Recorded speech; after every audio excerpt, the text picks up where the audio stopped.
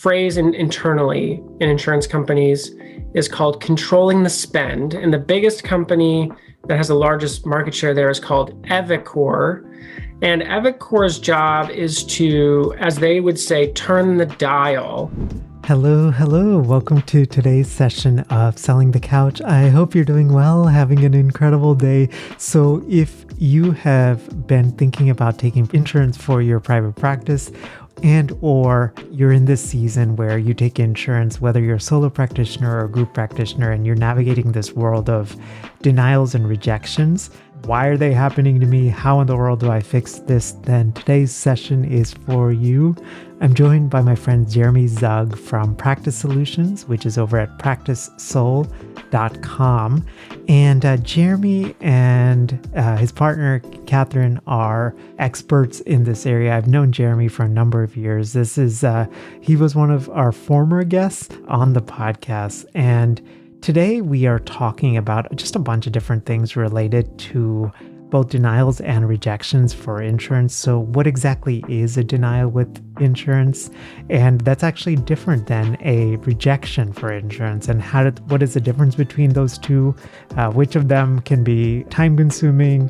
Which of them is actually a pretty quick fix? And what are the top 3 reasons that denials happened? And then what are the top 3 reasons that rejections happen when it comes to insurance? Jeremy pulled a bunch of really interesting data. You're going to learn a ton about it from that perspective. And then the most important things are, what are we as clinicians? What can we do? The top 3 things that we can do in order to actually fix those, so that when we bill a client after we see a client, an insurance-based client, how do we make sure that we are getting compensated by the insurance company? I think you're going to really enjoy this conversation. So here's my conversation with Jeremy Zug from practicesoul.com. Hey, Jeremy, welcome back to Selling the Couch. Thanks, Mal. Thanks for having me. It's great to be back. I'm so glad we got to reconnect at Mental Health Marketing Conference. That was our first time, actually physically seeing each other, I feel like, right? So that was such a pleasant surprise, and really enjoyed our conversation. And even the topic we're talking about, before we jump into that, I'm just so grateful for you, brother. Appreciate all the work that you and Catherine do for our field, especially navigating this world of insurance, and even the topic we're talking about, like denials and rejections, which I feel like that's a whole other minefield. So I'm excited for our conversation, but more than that, I'm really thankful for you, and grateful that we get to talk today. Oh, thanks. Yeah, that means a lot. Yeah. So we titled this Insurance Denials and Rejections, Why Do They Happen and How to Fix Them? And Jeremy, as I was thinking about this, I thought let's kind of start really basic, because I realize some clinicians might be thinking about private practice, others are in a full private pay practice, but maybe considering adding one insurance contract just to hedge a little bit. Others may be hey, I'm just going to do insurance from the start. What exactly is a denial with insurance? A denial with insurance, very plainly, is when you send a claim to an insurance company and the insurance company doesn't pay it, and they say you can't charge your patient. So it's one of the feared processes of taking insurance, and it's one of the biggest barriers to entry to accepting insurance, because you put all this work into seeing your patient, starting your practice, getting credentialed, and then you get that big goose egg in the mail. And so that's simply what that is. It's a $0 payment from the insurance company, and you can't charge your patient. And does that apply to just that session, or is that hey, going forward, if you do this again, you're not allowed until this is resolved kind of thing? That's a solid question. It is typically in relation to that session, but depending on the denial reason, for example, you could have a client come in and their insurance could change, and you submit the claim to that insurance, whatever they brought in, and they could say, hey, they're not a patient of ours, not a member, right? And so you wouldn't want to resubmit to that insurance company. You'd want to get the new insurance information. So I guess the answer to your question is yes and no. It depends on what the denial is. So typically not, though. There's usually a reason why a claim is denying that's fixable. I'm going to ask a lot of really dumb questions. No. Because my only experience is, working at a group practice and they handled all the billing and stuff. So I wasn't like, familiar with it. So is this when they let you know like something is denied? Is this like a email like they have on file, or is this snail mail, or how are you like? No, yeah, that was a good question. Well, I think the way you get notified is usually through an explanation of benefits, and denials come with a really tricky layer, which is the time that it takes to get one, right? So usually in your electronic health record system, you can get an electronic one, right? Through what's called an electronic remittance advice. Now that's standard fare, that term, and we shorten it to ERA in the industry. And no matter what EHR you're using, you're going to see that term ERA, right? And that all that is an electronic EOB, explanation of benefits. And you're going to see right there, they're going to give you an explanation. Usually takes, depending on the insurance company, 2 to 4 weeks to get one of those back, but it'll be batched into a bunch of other claims, right? Let's say you have 20 clients you're seeing with Blue Cross Blue Shield. They're going to send you a batch check, and you got to sift through line by line and find where the denials are. Okay. So you'll see that in there as you process your payments. Got it. And then is a rejection and a denial, is that the same thing, or is there like two different things? Yeah, okay. Those are two different things. So a denial has made it to the insurance company. A rejection is actually in some ways better. I know that like rejection, it's not really something that we like to say is like a good thing, but you would almost prefer a rejection because all a rejection is that the claim has gone out of your EHR, your electronic health record system, whatever you use, and the clearinghouse has like taken a look at that claim, like the robots have looked over your claim, and they flag something and they say the date of birth is wrong for your patient, right? Or the address is wrong, or your name is wrong, or some issue on a claim is wrong. And so we haven't sent that to the insurance company yet. It's your job to fix whatever the small detail is that needs to be fixed. So it's, and there's some like technical kind of thing, like name. Yeah, it's almost always a technical issue that you can fix quite easily. So, and it's fast, right? A rejection is like a two-day max turnaround, maybe even within a day, like submit a claim, see a rejection.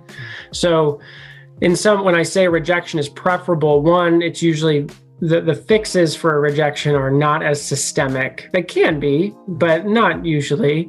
They're faster. Versus a denial, you send a denial, you might go another session with your patient before you get the denial back, right? And so not preferable in that sense. This is, again, a silly question, but I would imagine like that's very stressful for clinicians, right? Like, and you talk to a lot of clinicians. How do clinicians navigate that situation? So for example, they've gotten a potential denial and then like they've got a client that's like acute or in crisis or needs something, right? Like, how do they navigate that showing up for that second session, knowing there's like this whole denial situation happening in the background? Oh, that's such a good question. And my heart breaks in some sense because of this question, because we see some therapists handle this process with a lot of grace. And it really speaks to the individual's risk tolerance. Like, I don't know your risk tolerance, Mel, actually. Like, are you a high risk person? Are you a low risk person? I'm definitely not a high risk. I'm probably a low to medium. There you go. So like for you, for example, if a denial came in and it meant that you didn't get paid for that hour, you wouldn't handle that necessarily very well, right? Low risk people would be like, oh, I like stability, right? But we see some clinicians with a lot of pretty high risk tolerances. Like we work with a practice, really big group here in Michigan, and the owner made a conscious decision to work with Medicaid, and all that means, right? Like clawbacks and denials and clients being acute or being kind of a struggle. She's done a good job with that because she didn't agree to do something she didn't agree to. She knew that working with Medicaid was going to be tough. And she did it anyway. And I think that's the key difference, is if you know you're going to go on a little bit of an adventure here with insurance and you're willing to accept the risk, that totally dictates the therapist's response. And some therapists, this process that we're talking about, denials and rejections, they go, insurance is not for me. And no judgment there, right? Because it is stressful. It can be stressful because you want to be able to feed your family. That's a very normal thing to want to do. And when an insurance company says no payment, that's a problem. So It depends on the individual, though, to answer your question. Yeah, it's such a good way of distinguishing it. And you want to be able to like be paid for the work you've done, right? And I think especially for clinicians, I mean, I know like a lot of clinicians, like we've all had to navigate our own stuff around money, and all of that stuff, right? And then, having to deal with something like that can very much bring up stuff, and then can also very much feel like a rejection. So it's a lot of stuff. And I love the fact that you talked about like risk tolerance. Is there broadly, it sounds like what you're implying is depending on the insurance carrier, there can be like more issues, less issues kind of thing. Some are complex, some are less complex. That's right. And I think that we're having this conversation in a really interesting cultural moment, right? We're coming off of some broad spectrum distaste for insurance from last year's events. It's also the change of an administration, which I know has a lot of people stressed. And so with a lot of those changes in our cultural moment, we're looking at a place where insurance companies are under a lot of scrutiny. And there's been a lot of data around which insurance companies are easier to work with than others, right? And I think if you're in private practice listening to this, that's a really important factor, right? Some insurance companies, private or public, will deny claims at higher rates than others. And so it'd be a good thing to do some Googling and some asking around what are the denial rates for this insurance company, right? You get an insurance company, I won't name names, but there's one in Michigan that denies like 33% of the claims. Not a good partner for your practice, right? That's a pretty bad error rate in some sense. And others deny 10% of their claims, which I know that this is a tough topic right now in our moment, but the denial process is actually meant to prevent fraud and waste and abuse. So it's not a bad process. We shouldn't, if there was a button that I could push that would eliminate the denial process, I would not push it, right? I would reform it, but that's a helpful mechanism in our healthcare industry. Yeah, so I guess the split side of that, there is enough concern with insurance fraud and billing stuff that never happened, all of that kind of stuff where this is in place. I remember, I'm just trying to go off of memory. So I remember when the United Healthcare CEO was murdered, there was like a lot of reports coming out later that even, and again, not like, this is a broad stroke, like there might be like entities within insurance companies that their whole goal is just to deny. Like there's... can we talk about? We can talk about this. Let's talk about it. The biggest company whose job is to the phrase internally in insurance companies is called controlling the spend, and the biggest company that has the largest market share there is called Evacore.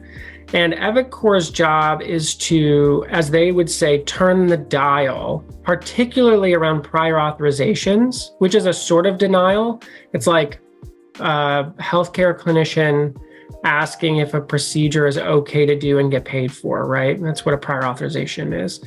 And so Evacore will turn the dial on certain procedures and wholesale deny certain procedures to control the spend around certain procedures, even if that procedure is covered in the patient's policy, right? And so it's a little tricky thing that they do, right? To manipulate behavior perhaps, or to slow down the spending around certain procedures. And so you gotta be real careful with denials, right? Only, less than 1% of denials get followed up on, right? And that's a very small number.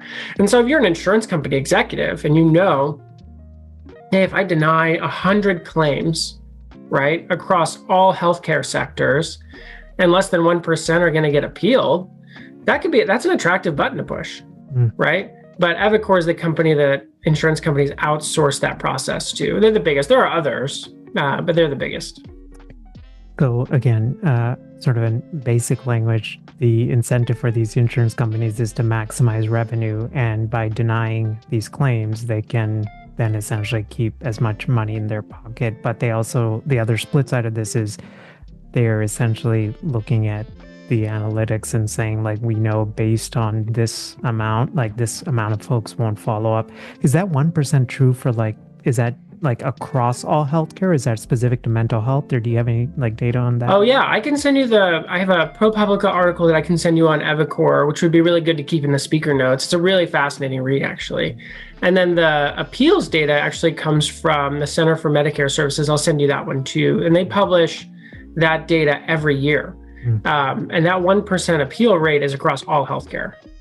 And so I would imagine, I'm not a data scientist, but I would imagine that that's probably similar to the mental health industry. And so if you get a denial, you should appeal it, right? Wholesale appeal your denials, right?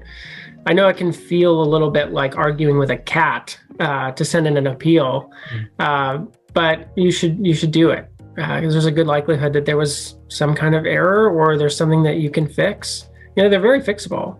And so you want to make sure you're doing that. So, I mean, you just mentioned there are fixes. So what exactly is the process? So when you get a denial, what does that correspondence typically look like? Again, broad stroke. Yeah, it's a great question. I would say the first thing you want to do is take a breath, because I think there's that sinking feeling you get when you see like a $0 payment and you can't charge a patient, right? So it's not something that you can just pass around. That cost for your session, you can't just pass off to your client. So I think there's a real sinking feeling that happens.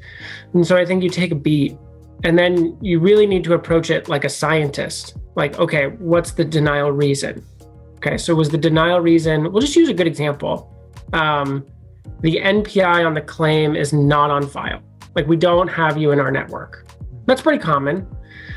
And so you would want to say, am I actually in network with this insurance company, right? Do I have a contract in my hand for whoever it is? And let's say you do, right? And you can prove that. Well, then you call up the insurance company and you bring up the claim data, and then you say, hey, I'm in network with you. And maybe you even bring up another paid claim for that insurance company. You say, hey, look, this claim paid with this NPI number. And the rep will go, oh yeah, you're right. This was a total error on our part. And they reprocess the claim right there with you on the phone. That happens all the time. So you need to investigate what the reason is and then try to find the root cause there. The root cause could be the insurance company just made an error, right? They made a mistake somewhere. It could be that you have something in your practice you need to fix, but you got to find where that is. So having a background or a worldview of curiosity around a denial helps a lot to say, what do we need to do to fix it? What happened? What's the root cause? And then how do you fix it moving forward? Silly questions, full of silly questions. How do I could understand a group practice, right? That is managing this, because they probably have a office manager or an insurance person, somebody has work. But how do solo practices that are taking insurance, how do they navigate this? Because I could see this being both a emotionally taxing, but that's a thing, but at a practical level too. It's a good question, Mel. I mean, I think we were talking about TRICARE before we started recording. So if you're listening to this, TRICARE, at the time that we're recording this, TRICARE hasn't paid a single claim since January 1st because they're moving administrators, and that's really tough. And so I think if you're a solo practice, and let's say 80% of your practice is TRICARE, that's really hard. I think all you can do there is collect copays. But that's not really enough to keep the lights on. So solo practices we see do a couple of things really, really well. They get their payer mix down, right? They don't put all their eggs in one basket. And they usually are very good at balancing their insurance mix with their private pay mixture for when Change Healthcare, for example, goes offline, right? They still have some fuel in the tank to go the distance. Solo practices also are pretty good about keeping money in the bank, right? They keep cash reserves, a little emergency fund. We see that a lot, and they manage their time really well. So if you're a DIY practice, you've gotten really disciplined about, here's my clinical time, here's my admin time, this is how I'm going to track my denials. And then at some point, usually around 20 clients a week is what we see. We see a transition, right? Where it's like, I can't spend 5 hours a week on this stuff. I got to find somebody else to do it. Whether that's a part-time person in-house, whether you outsource it, there's a solution there somewhere. And then that outsourcing comes back in-house when you get bigger into a bigger group, because the economics don't make sense to outsource at that point. You come back in-house and you have an in-house biller. But there's that small period of time when you're too big to do it yourself, but too small to have like a full-time office admin. But yeah, small practice owners are disciplined. They keep money in the bank. And they just know their processes really well. They manage their insurance mixture, and they have a lot of clarity around that. Awesome. Can this also happen? Like if you have like a super bill for outer network services? Like super bills are tough. Bills are really tough. That you totally can. And super bills are hard because you're out of network, right? Were you ever out of network, or no, you had somebody else managing all that, right? Yeah. I don't know what your experience was clinically with super bills, but typically deductibles are really high. There's a lot of negotiating that happens behind the scenes. It can definitely happen with a super bill. It can also be really frustrating because if you miss data on the super bill, you have to go back to the clinician. There was another article, I'll send this one to you too, it's really good, but it was a study about what the insurance denial process equates to, maps to, in terms of provider burnout, provider time, and provider involvement, right? Or healthcare clinician involvement, right? And that study said that 44% of healthcare clinicians have considered quitting on the basis of how much time it has taken to revise and edit for insurance, like insurance denials, or they have to get involved. So that's the downfall of a super bill. The plus of a super bill is that you collect the cash right up front. So from a cash flow perspective, pretty good. From an insurance benefit perspective, it can be a little challenging. Got it. What are the top 3 reasons denials and rejections happen usually? Yeah, that's a good question. I did some research for you on this, because the data on this is spread out, right? There's not a lot of the private healthcare companies don't publish a lot of data on this. So the only real public data you get on this is from Medicare and Medicaid, because they have to publish their data every year. So top 3 denial reasons by volume are duplicate claim and service. So here's what that means, right? And I'm sorry that I'm giving a little bit of a long-winded explanation. I hope that's okay. This topic is a heavy dose, I think. So duplicate claim and service. Here's all this means. You've submitted the claim, you've fixed something, and then you've resubmitted the claim, and that second submission is getting denied, right? So you've submitted a new claim for a previously submitted claim, right? So that's a really general one that sticks up a lot of healthcare clinicians, especially like therapists in private practice, right? Because it's like, what was the first submission? What was the denial I don't have a denial reason on that initial submission. So we got to figure that out.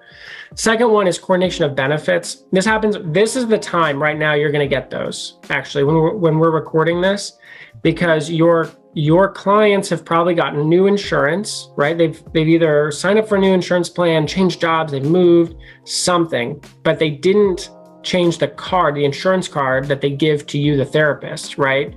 So they give you the old insurance card, denial comes back, coordination of benefits. Here's all that means. Coordination of benefit denial means you got to get the new insurance card from your client. That's it. Pretty easy, and then you resubmit. And then the last one, which this one really gets people, but it's denied for medical necessity. So usually if insurance company has flagged a therapist's claims for either too much use, or they don't think the volume of therapy you've done, they think it's too much for the diagnosis you've provided, right? And you got to keep in mind, a claim, the only purpose of a claim is to get you to payment. That's it. Doesn't tell you any of the context around a case, client's situation. And so you have to do a lot of advocacy work for your clients, because the only reason a claim exists is to communicate to the insurance company for payment. So that's the top 3 denials. Do you want the top 3 rejections? Yeah. Okay, cool. The first is the NPI is not approved. So that would be a credentialing issue, or it's a EHR talking to the insurance company problem. Patient demographics is really common, especially among first-generation immigrants, because the paperwork gets all shuffled. And so what you need is the name on the insurance card. So they might have a different name, they might have a different spelling of their name, but especially in that process, you can get a letter wrong, you can get first and last name switched. It's really tough, but whatever's on the insurance card has to be what's on the claim. Doesn't mean that you're devaluing your client at all. It means that all you got to do is communicate on that claim for payment. So whatever's on the insurance card, that's what you have to submit. And then the last one is the modifier. This is a rejection reason. Modifier inconsistent with place of service billed. I'll give you a really practical one if I can. Can I give you a really practical example from this year? So January 1st, a lot's happened in 2025 already. TRICARE's not paying a single claim. But the other thing that's happened is in the state of Colorado, you have 7 regions managed by 5 different insurance companies, and they dropped the requirement for one of their modifiers. And so if you're listening to this, if you're a therapist and you're spinning your wheels, you're in Colorado, you take Medicaid, there's a certain modifier you got to drop. And so that's the HE modifier. There was no publication that went out, no communication. That was like a trial and error solution that even we experienced this year. We caught it really quick. But that's a good example of claim denials and rejections from like a modifier issue. So that was a heavy dose, Mal. That was a heavy dose. Well, maybe we can wrap up with this one because, but it's helpful because I think I think a lot of times we talk about like, rejections and we talk about denials, but we never actually talk about like the specific reasons why they happen. Mm-hmm. I think it overwhelms a lot of clinicians because they hear it as sort of these abstract terms. So, but the other side of this, which we wanted to wrap up with, is what are the top 3 things that therapists can actually do to fix them? Yeah, the first thing you want to do is track why they're happening. So I don't know if is there a therapist equivalent to like a root cause analysis? Like what is going on, right? I don't know if you have an answer to that. What's the therapist language for root cause analysis? Not at the moment. Yeah. But okay. No, it's I love my brain's thinking about it though. So there you go. So yeah, you want to track them because if there's a discernible pattern, you can fix the pattern. If it's a one-off issue, that's fine. So track your denials and rejections and fix the process. The second thing you want to do, practically speaking, is you want to, again, manage your insurance mixture. So don't put all your eggs in one insurance basket. You want to make sure you're diversifying, you're managing your payers. And the strategy of I'll take 20 payers and I'll have a successful practice is a bad one, right? 1, maybe 2, maybe 3, right? But having more private pay, some insurance, balancing your mixture is really helpful to maintain your sanity and your cash flow. Can we pause on that one? So, because I think that's a really good one. So can you speak a little bit more on that? So like, sure. You like this sort of hybrid system between private pay and insurance. Mm-hmm. What have you seen? You said like sort of 1 is like a good sweet spot, but 2 no more than 3? Yeah, I would say more than 3, you're going to be like our one practice that we work with where you're going to make a conscious decision. 1 is easy to manage, right? Taking an insurance company in the life of your practice is not a small thing. And the more insurance companies you add, exponentially your administrative work goes up with each one that you add, especially if you're a group. Like think about 10 clinicians credentialing with 10 insurance companies. That's 100 applications. It's a ton of work. So if you have one insurance company and 10 clinicians, it's 10 applications, right? Much, much easier than 100. So what we typically see in the life of the practices we work with is you have usually one commercial payer, one commercial insurance company, and usually one insurance company, public or private, that meets your clinical goals. So that would be like a Medicaid or Medicare or a TRICARE, or in our area, it would be like the insurance company that the automotive workers have, right? Because you have a heart for those people. Or first responders, whatever insurance company they have.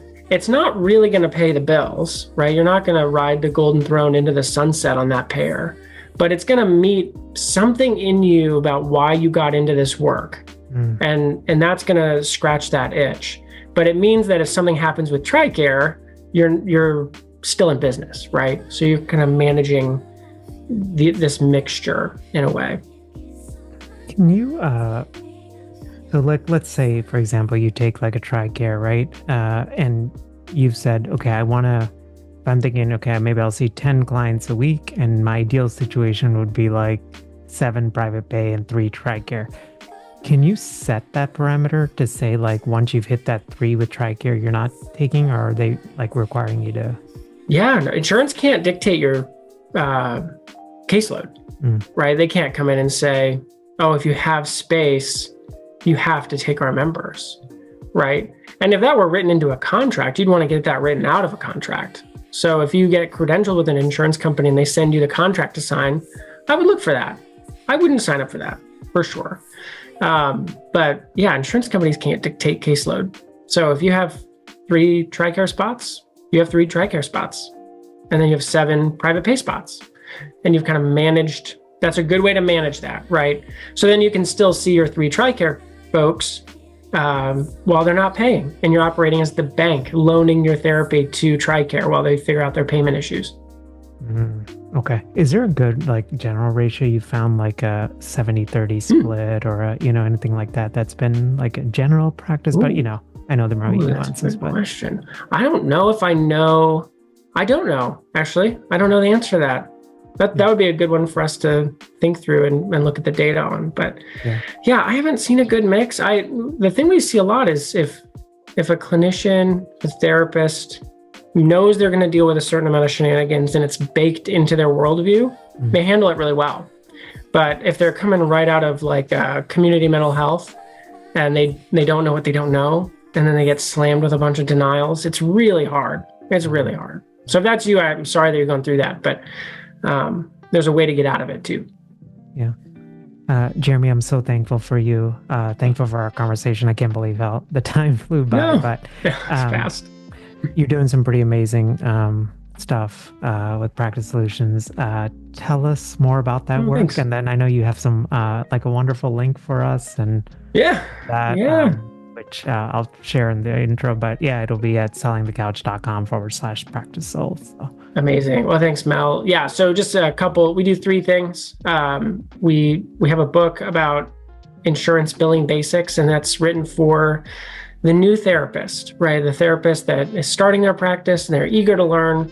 We recommend buying that book to give you a worldview around what it's like to take insurance. And there are some comprehensive tools in that book about like all of the identifiers you need when you credential.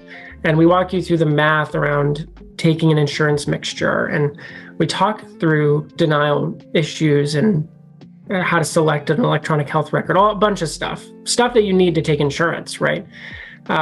So we have a special link for your listeners. We have I think it's 20% off for your listeners, which is great.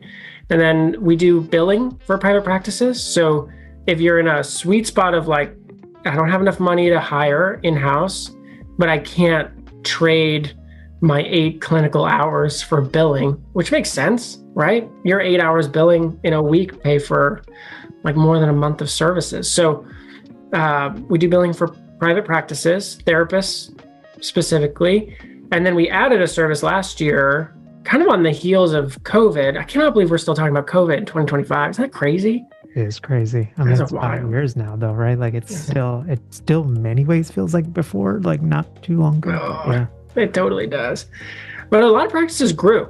a lot. And a lot of practices grew, and not just grew, but like exponentially grew. And so our new service helps practices in all shapes and sizes build out their billing department and build it out in a way that is replicable even through turnover. So it's our playbook implemented in the life of your practice. So every training, every tool, every resource.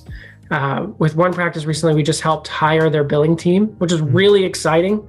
They're crushing it. So we're really excited to see that kind of stuff happen, because at a certain volume, it makes way more sense to come in-house. And I know I say that as like an outsourced company, but it does, right? Mel, for you probably don't do everything yourself, right? I can't imagine just like trying to find space for everything. Yeah. And at some point it makes sense just to hire.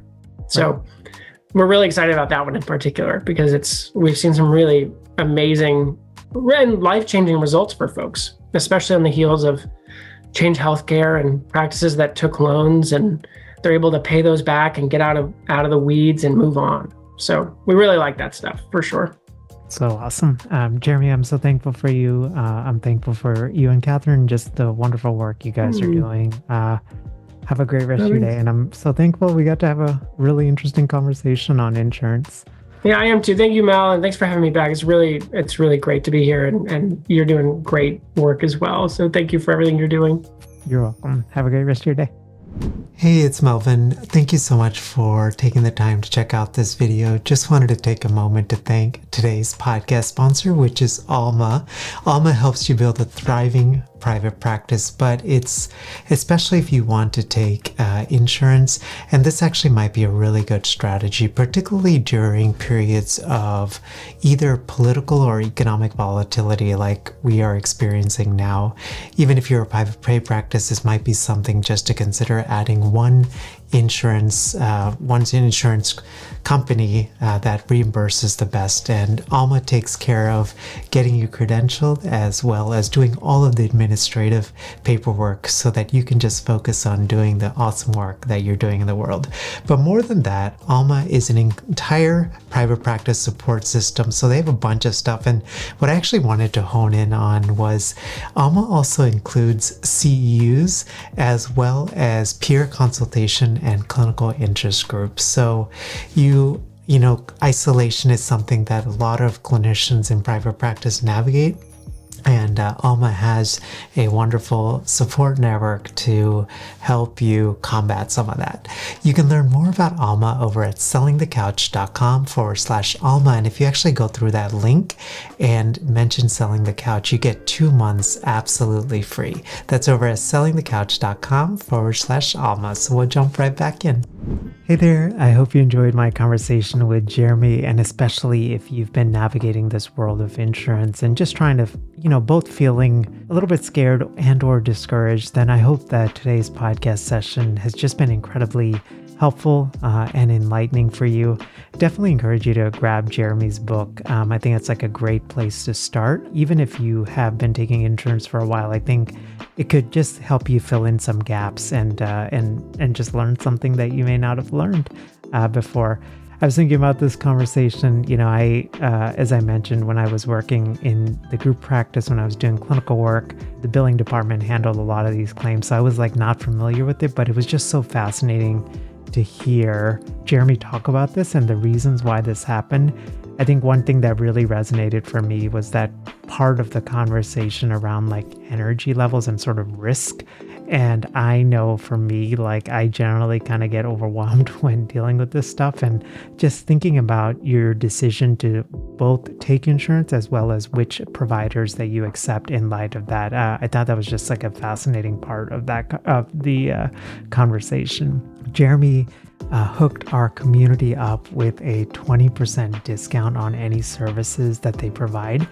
You can, if you just go through the link, sellingthecouch.com/practice-soul, practice and then SOL. There's a specific landing page for couchies who can, who want to use Jeremy's services. I hope that you found this conversation extremely helpful, and I will see you next time. Bye.